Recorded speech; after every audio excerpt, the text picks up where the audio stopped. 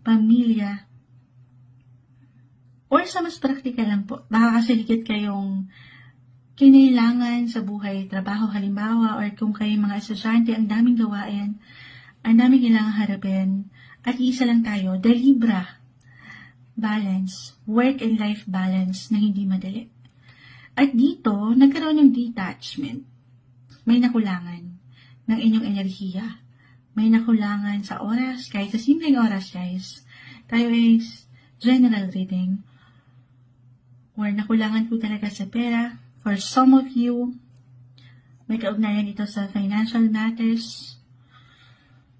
Na ito na, ipapasok natin. Okay? Astrologically kasi, para sa mga Leo, isa sa pinaka nag-highlight or mag-highlight o yung epekto nito ni lunar eclipse in the sign of Pisces sa inyong sign as a Leo ay ang inyong mga 8th house. Kung